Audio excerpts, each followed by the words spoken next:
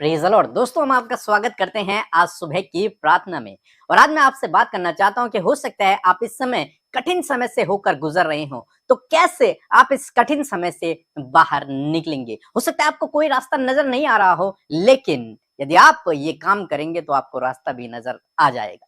हम लोग देखते हैं दूसरा इतिहास उसका 13 अध्याय में एक बार कुछ इस प्रकार से हुआ।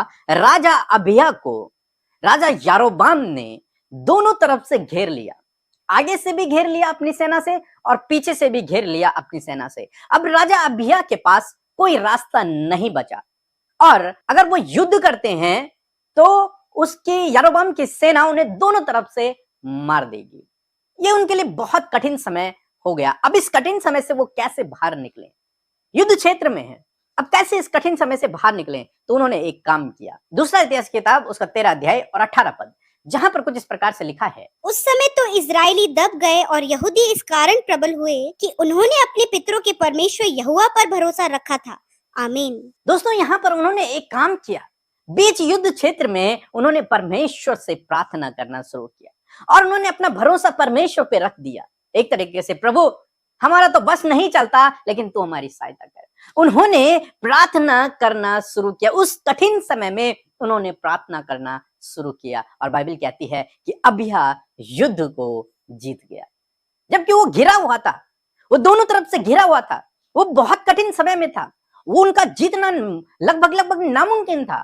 लेकिन क्योंकि उन्होंने परमेश्वर पे भरोसा रखा, क्योंकि उन्होंने युद्ध क्षेत्र में परमेश्वर से प्रार्थना करना शुरू किया, इसलिए परमेश्वर ने उनकी सहायता की और वो विजयी हो गए।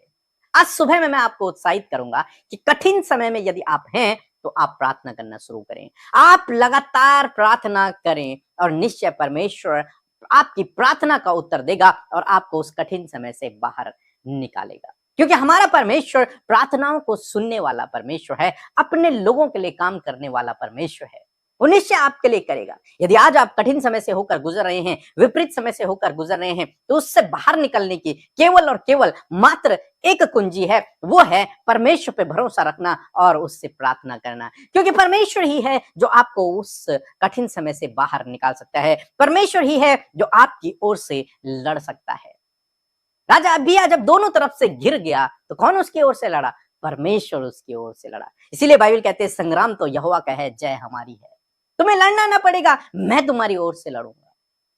यही आज सुबह में मैं आपको कहना चाहूंगा कि आप नहीं लड़ेंगे, परमेश्वर लड़ेगा उन परिस्थितियों से, उस कठिन समय से। आप अपना भरोसा परमेश्वर पर रखें, आप उससे प्रार्थना में लगे रहें, वो आपकी परिस्थितियों से लड़ेगा और वो आपको विजयी करेगा, क्योंकि बाइबल कहती है जिन्होंने उस पर विश्वास किया वो जयवंत से भी बढ़कर है। आप मसीह में जयवंत से भी बढ़कर हैं। इन परिस्थितियों पर, उस दुष्ट शैतान पर, हर एक कठिन समय पर आप विजयी हो जाएंगे, आप विजय हो जाएंगे। इसलिए आप निराश ना होएं, दुखी ना होएं, चिंतित ना होएं, परेशान ना होएं। ऐसे समय में भरोसा रखें और प्रार्थना में लगे रहें। सो प्रभु आपको इस वचन के द्वारा बहुतायत से आशीष दे। आमीन।